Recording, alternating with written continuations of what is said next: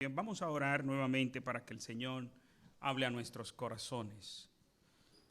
Padre Santo, Padre bueno, te adoramos, te bendecimos y te exaltamos. Gracias te damos, Señor, porque al dar tu vida en aquella cruz, nos hiciste miembros de una gran familia, una hermosa familia que es la familia de Dios.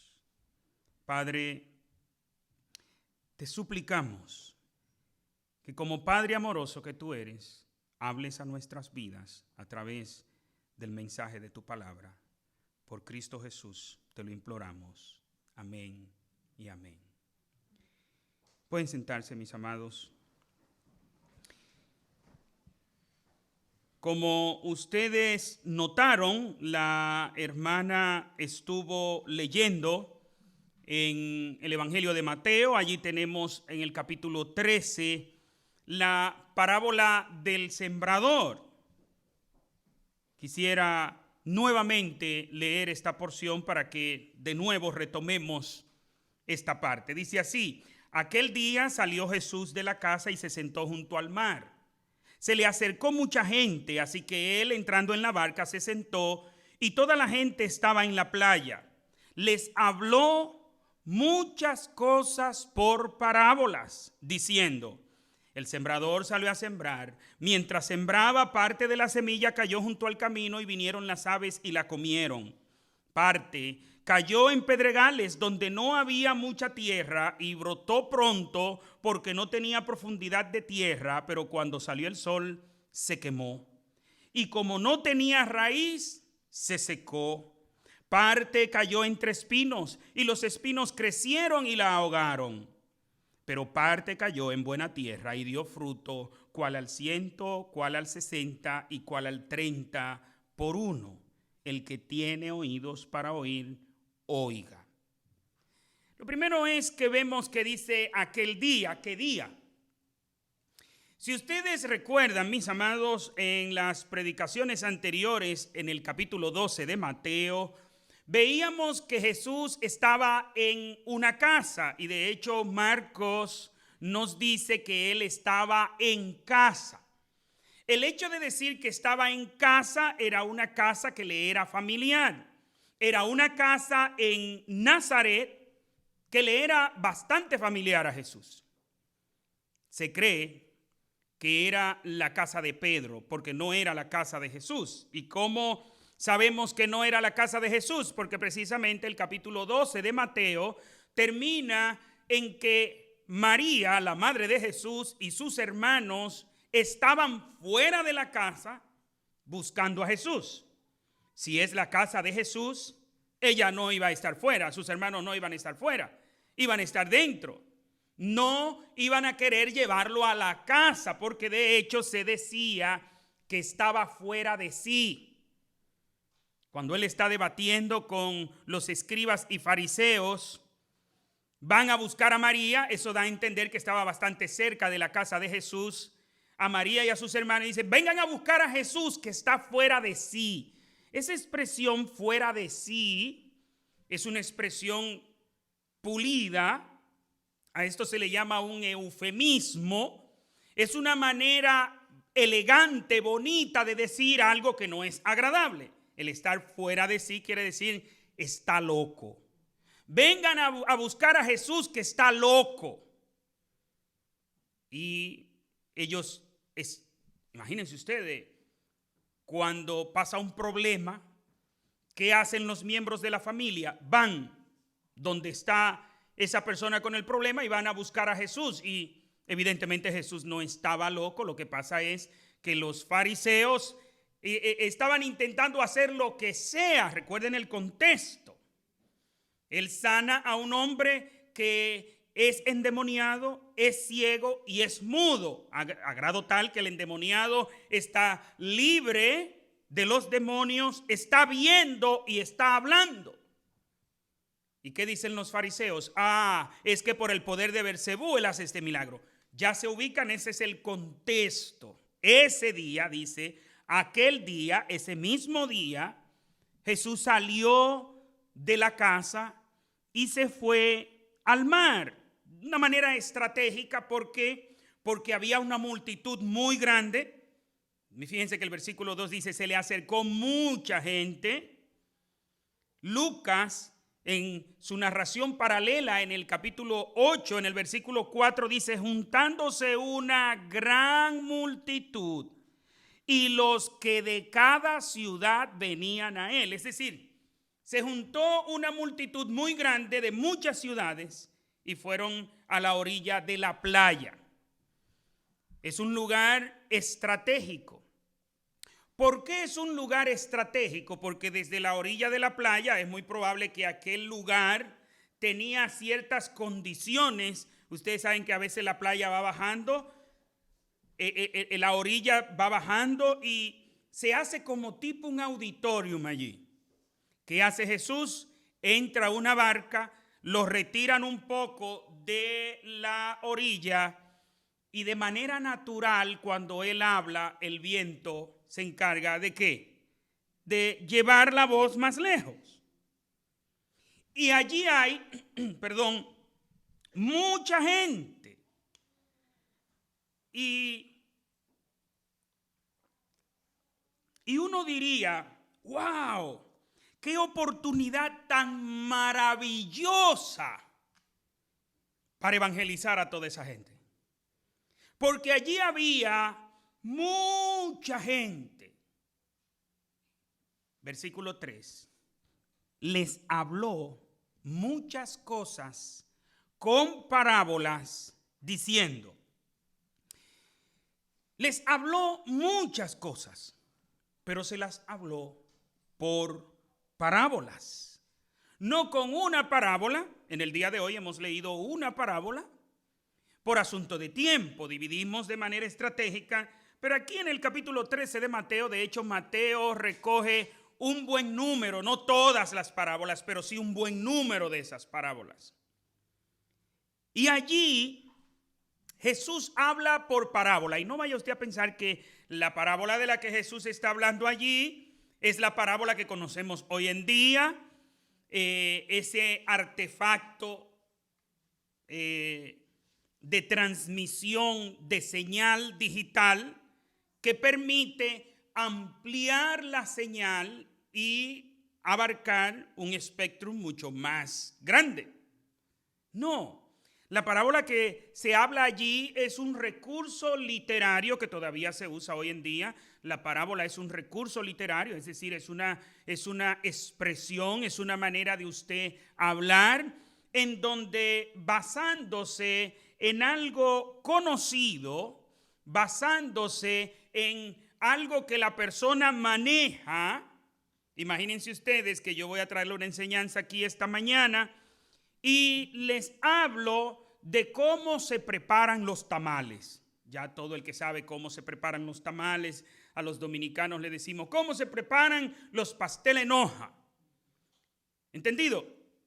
Al hablar de algo conocido, se puede transmitir una enseñanza de algo que es desconocido y la persona la puede entender más fácil. ¿No es así? Entonces, Jesús le está hablando en parábolas. El uso frecuente de las parábolas es para que la persona entienda más fácil. Pero también la enseñanza puede terminar encubierta y no entender nada. ¿Por qué? Porque de pronto, fíjense que las parábolas están dentro de la clasificación del lenguaje figurado. Todos los idiomas tienen expresiones idiomáticas y se habla en un lenguaje figurado. Es posible que la persona que esté escuchando la parábola se quede en el sentido llano, común de lo que Jesús está enseñando y no entienda lo que Jesús está enseñando. La esencia no la logre conseguir. Sigue diciendo, vamos a leer, ya leímos la parábola. La parábola está desde los versículos 4 al 8. Y allí nos habla de diferentes terrenos, diferentes tipos de terrenos.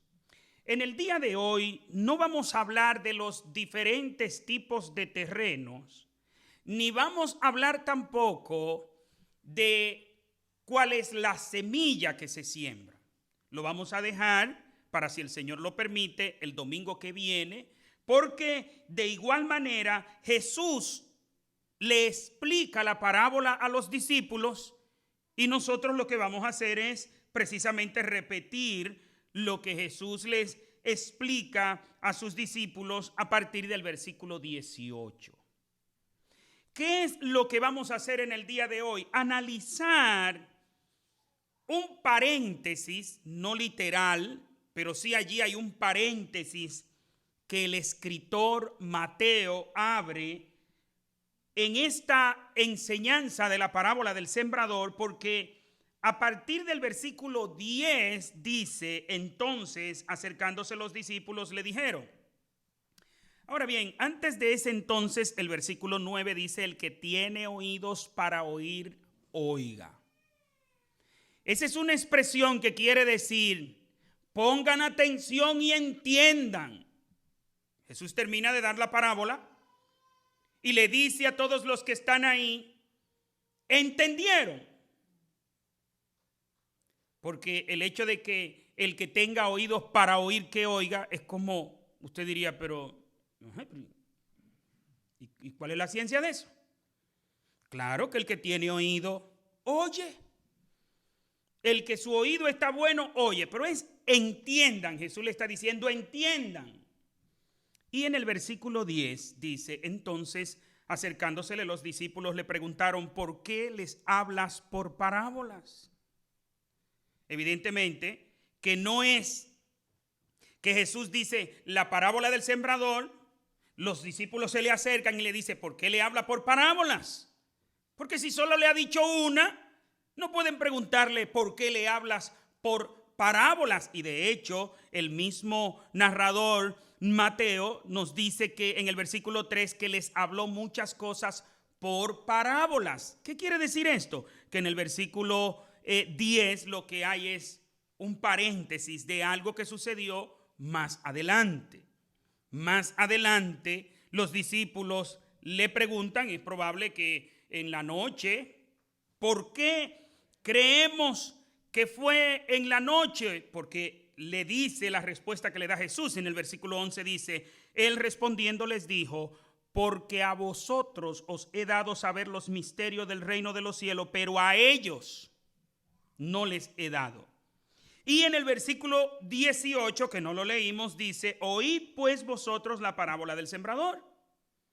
Es decir, en el versículo 18 ya Jesús le está explicando a los discípulos, solo estaban allí los discípulos. Ahora bien, ¿por qué la pregunta de los discípulos? ¿Por qué les hablas por parábolas? ¿Por qué le di la explicación del uso de las parábolas? Era un recurso literario para que las personas pudieran entender más fácil, basándose en algo conocido. ¿Y qué era lo conocido? Bueno, el sistema de sembrar.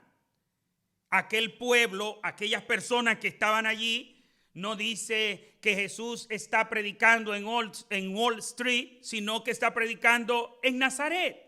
¿Y qué es Nazaret? Es un pueblecito. ¿De qué viven allí? O de la pesca o de la agricultura. No existían sistemas industriales como hoy en día. No existía el mercado financiero como hoy en día. Cuando Jesús está hablando con ellos de sembrar, ellos entendían claramente qué significaba todo esto.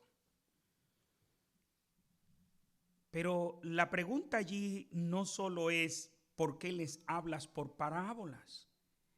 Los discípulos están corrigiendo a Jesús. Ellos le están diciendo: Señor, ¿pero por qué le hablas por parábolas? No te van a entender. Háblale claro, este es el mejor momento para tú hacer una presentación del evangelio clara, diáfana, que todos te entiendan. Pero no solamente que las personas no iban a entender. ¿Por qué le hablas por parábolas? Ellos debieron decir, Señor, pero ¿por qué tú estás hablando con parábolas? Ni nosotros estamos entendiendo. ¿O usted cree que ellos entendieron? No, ellos no entendieron, porque si ellos hubieran entendido, a partir del versículo 18 Jesús no les explica. No entendieron. ¿Quiénes? Ninguno. Y usted diría, oye, pero qué oportunidad tan buena echada a perder. ¿Cuánta gente había allí que si se le predica claro el evangelio se hubieran arrepentido? ¿Cuánta gente había allí? ¿Cuántas veces nosotros también hacemos eso? Querer corregir a Dios. ¿No creen ustedes que eran solo los discípulos? Los discípulos lo que le están es reprochando a Jesús, reclamándole, ¿por qué le hablas por parábola? Háblale claro para que se arrepientan. Oiga eso, ellos están asesorando a Dios. ¿Usted cree que alguien puede hacer eso, asesorar a Dios? No. ¿Y entonces por qué lo intenta? Nosotros lo hacemos. Señor, y tú no estás viendo lo que me está pasando. Señor, y tú no te diste cuenta lo que me hicieron. Señor, y tú no estás viendo las dificultades que estoy teniendo. Y a veces le decimos, Señor, pero ¿por qué a mí? ¿Por qué? ¿Por qué? ¿Por qué? Eso fue lo que le dijeron ellos al Señor. ¿Por qué le hablas en parábola? Nosotros usamos el mismo ¿por qué? Y allí ponemos, ¿por qué, Señor, si yo te he orado tanto por esto, todavía no lo recibo? ¿Por qué? ¿Por qué? ¿Por qué? Es un reclamo. Usted está pidiendo explicación. Mis amados, eso hacemos. Señor, ¿por qué me pasa esto a mí? ¿Por qué esto? ¿Por qué aquello? ¿Por qué lo otro? Yo siempre he creído que el Señor puede tener tres posiciones. En primer lugar, si Él quiere, ni nos responde. ¿Era obligado que Jesús respondiera a los discípulos? No. ¿Quiénes eran ellos para preguntarle a Jesús? ¿Quiénes eran ellos para corregir a Jesús? Jesús pudo haberle, no. Lo mismo que hizo con Herodes. Ustedes recuerdan, hemos hablado mucho de eso aquí. De que cuando Jesús fue llevado ante Herodes, Herodes le hizo muchas preguntas y Jesús enmudeció. No le dijo nada. Lo ignoró. Hay un hermano que dice, lo muteó. Jesús pudo haber hecho eso, pero no lo hizo. Jesús pudo haberle respondido ásperamente. ¿Y ustedes quiénes son para preguntarme a mí por qué yo hago las cosas? Ustedes están aquí para mirar y hacer como yo haga. Y punto. Ubíquense. El Señor pudo haber hecho eso. ¿Y estaba mal por él si lo hacía? No. Uy, ¿usted se imagina de pronto la reina de Inglaterra que uno de sus sirvientes vaya y le pregunta, pero ¿y por qué usted está haciendo esto y esto? ¿Qué le va a decir la reina? ¿Y tú quién eres para preguntarme por qué yo estoy haciendo? Y recuerden que Jesús es inmensamente mayor que la reina de Inglaterra. Pero Jesús elige como nuestro hermano amoroso que es, que tiene tanta paciencia con nosotros. Jesús le da la razón. Él respondiendo les dijo, porque a vosotros os he dado saber los misterios del reino de los cielos, pero a ellos no les es dado. Oh, mis amados, ese versículo me tiene muchos días dándome vuelta en la cabeza, vuelta en la cabeza, vuelta en la cabeza. Lo primero es que uno oye a algunas personas, usted le predica el evangelio y ellos le responden con el pecho abierto de una manera altanera y dice, para que yo me arrepienta, tiene el mismo Dios que venir aquí donde yo estoy y decírmelo él mismo. Yo no sé si a usted se lo han dicho eso. A mí me lo han dicho. Y quizás si a usted no se lo han dicho, es señal de que esté evangelizando poco. Porque no es que raras personas dicen eso. No. Son muchas las personas que dicen, no, para que yo me meta evangélico, tiene el mismo Dios que aparecerse. Yo no le voy a creer a un mensajero así como tú. Tiene que venir alguien de mi categoría. Dios tiene que venir a aparecérseme a mí. Eso es lo que dicen esa gente.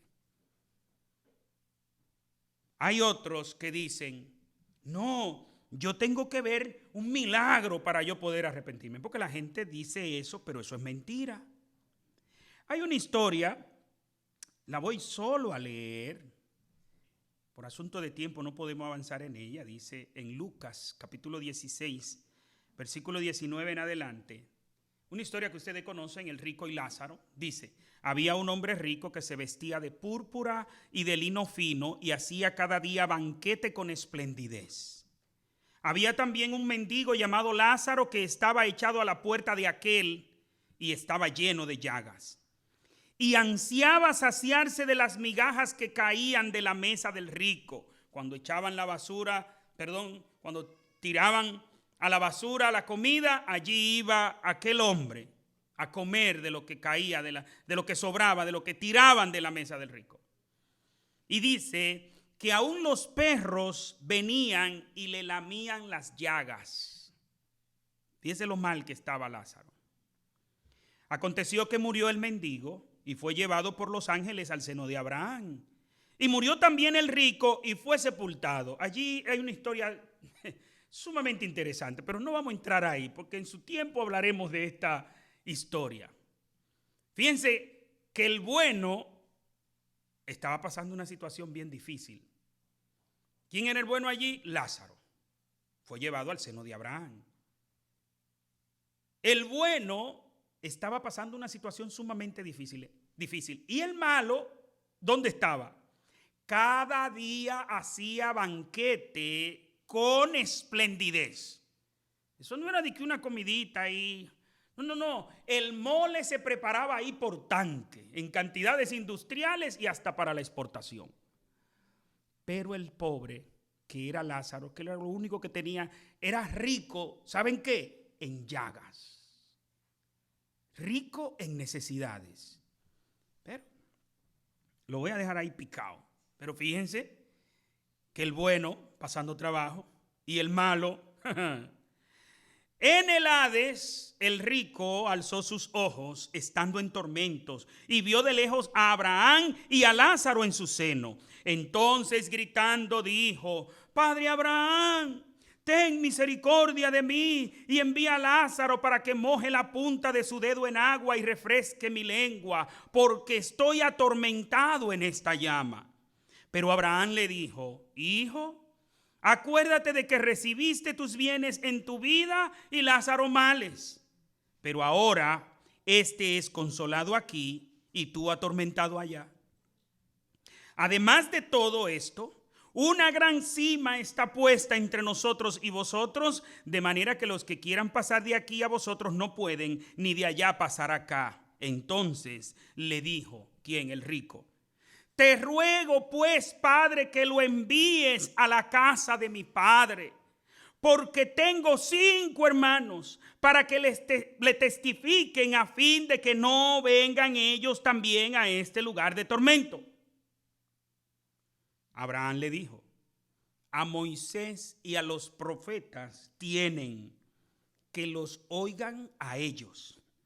Entonces dijo el rico, no, padre Abraham, pero si alguno de los muertos va a ellos, se arrepentirán. Pero Abraham le dijo, si no oyen a Moisés y a los profetas, tampoco se persuadirán, aunque alguno se levante de los muertos. ¿Qué vemos allí? El rico dice, si un muerto va y le predica, mis hermanos se arrepienten. ¿Por qué él está tan seguro de eso? Porque lo más probable, varias veces le predicaron a ellos y ninguno de ellos se arrepintió. ¿Pero que me salve de qué? Pues tú no estás viendo cómo yo estoy. ¿De qué que tú quieres que yo me salve?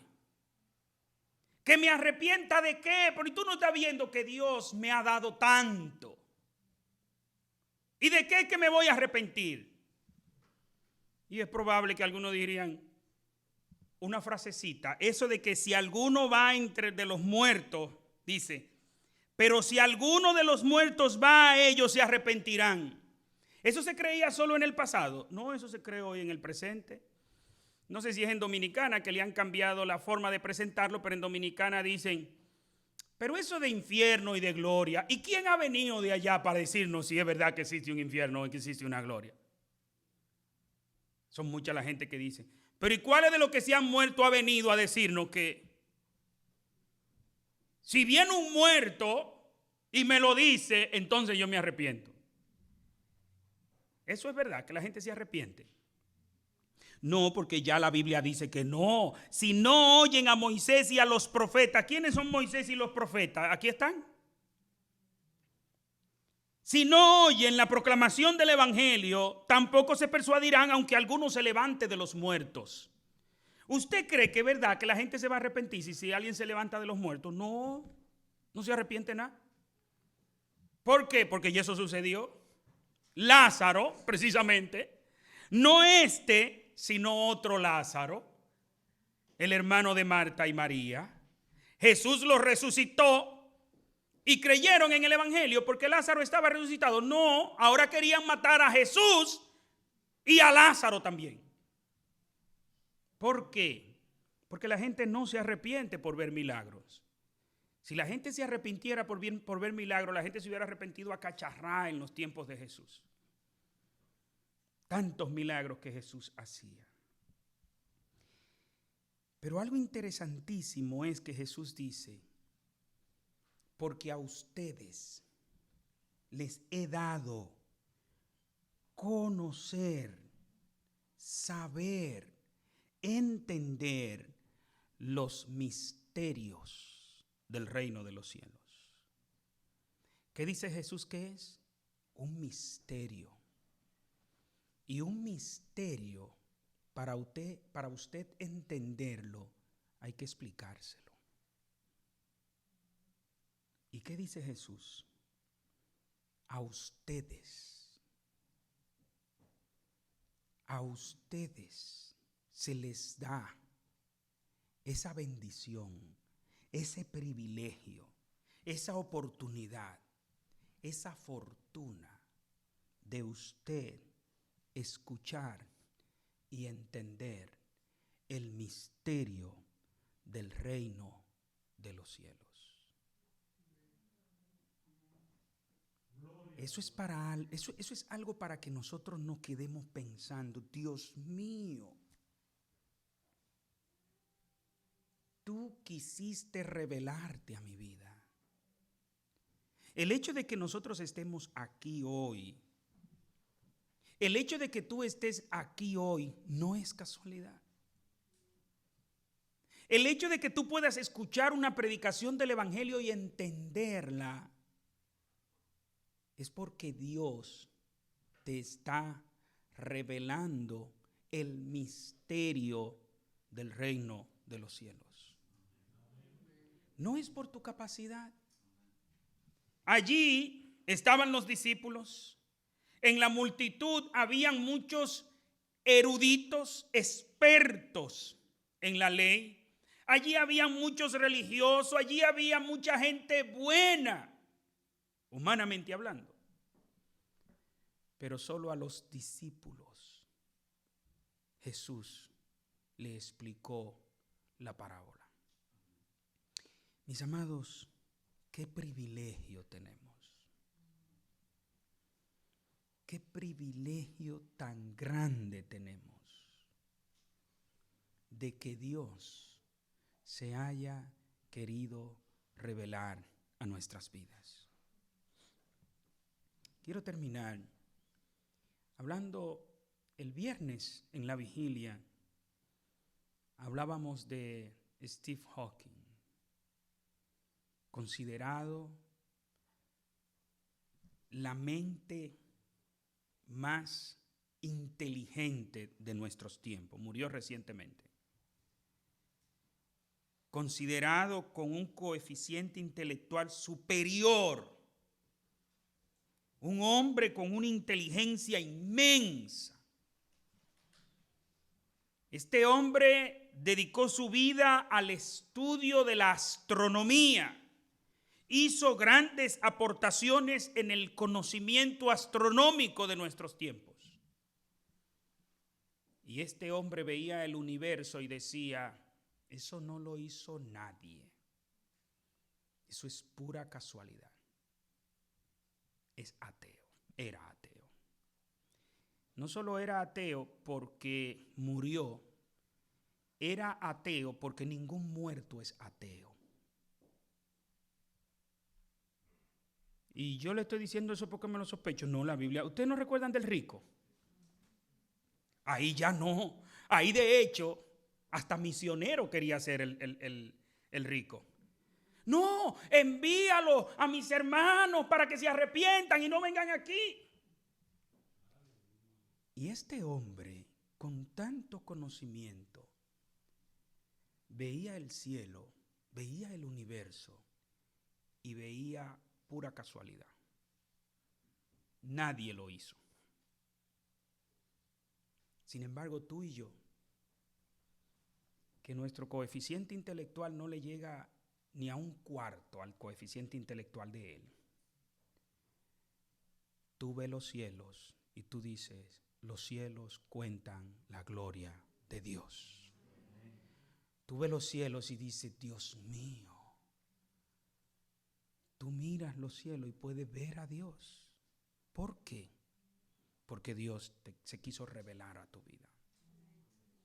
Qué dichosos somos. Qué afortunados somos. Porque esto no es cuestión de capacidad intelectual. No. Los que estaban allí no entendieron la parábola. ¿Quiénes? La multitud. La multitud ni los discípulos tampoco. Pero la diferencia es que los discípulos tuvieron al maestro para explicárselo. Tú estás en este lugar porque Dios te ha traído a este lugar. Tú te has arrepentido de tus pecados porque Dios ha abierto tus ojos. Si Dios no lo hace, tú no lo puedes hacer. Porque puede un muerto ver, puede un muerto oír, y Él nos dio vida cuando estábamos muertos espiritualmente hablando. Por eso te decimos que si tú estás en este lugar, escuchando esta enseñanza de Jesús, tú eres privilegiado, tú eres privilegiada. Y si todavía no te has arrepentido de tus pecados, este es el momento especial para tú decirle, Dios, perdona mis pecados. Este es el momento para tú decirle a Jesús, Señor, yo te recibo como mi Señor. Yo te recibo como mi maestro. Enséñame los misterios del reino de los cielos. Si tú quieres aprender los misterios del reino de los cielos, el primer paso es pídele perdón a Dios por tu pecado. Recibe a Cristo como tu Señor y tu Salvador. Y Él enviará su Espíritu Santo a tu vida. Y el Espíritu Santo se encargará de revelarte los misterios del reino de los cielos. Dios mediante, el domingo continuaremos justo en este versículo 11. Porque para que nosotros veamos cómo Dios ha querido revelarse a nosotros hoy en día. Y cuántas personas con más dinero que nosotros. Bueno, cualquiera puede tener más dinero que nosotros, ¿no? Y Dios no se le ha revelado.